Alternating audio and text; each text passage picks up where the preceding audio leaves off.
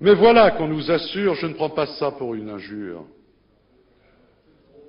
je ne prends pas ça pour une injure, mais voilà qu'on nous assure que Maastricht serait la condition à la paix et à la prospérité, ce qui signifie par là même que son échec équivaudrait à la régression et, j'imagine, à la guerre.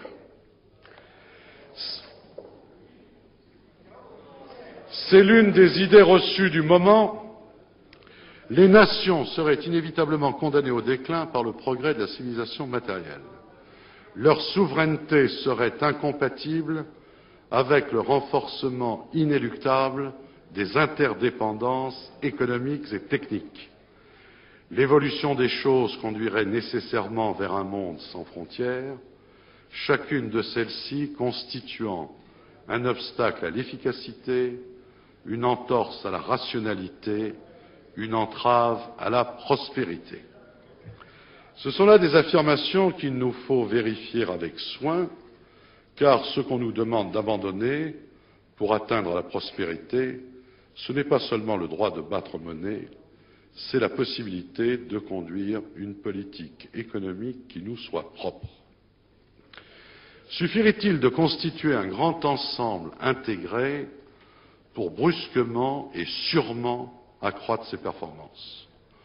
On en douterait au spectacle de grands ensembles existants qui périclitent ou se divisent.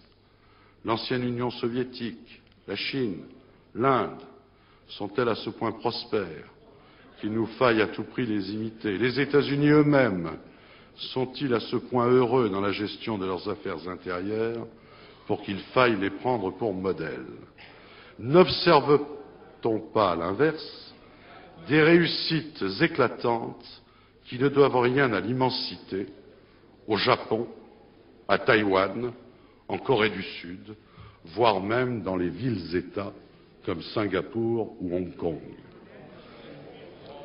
Comment s'en étonner? La mise en commun des faiblesses et des défaillances de chacun n'a jamais amélioré les performances de tous.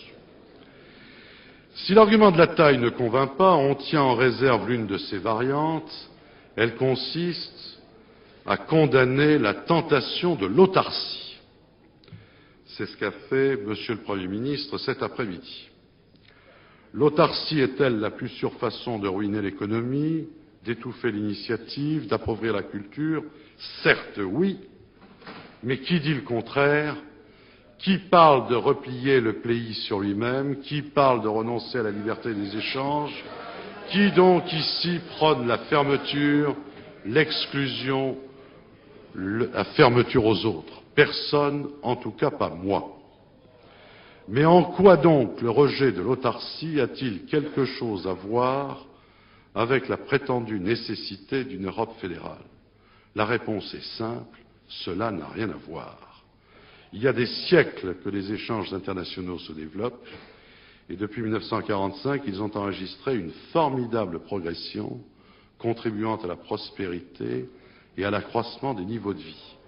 A-t-on eu besoin pour cela de réduire le nombre des nations? Leurs frontières politiques ont-elles fait obstacle à cette évolution?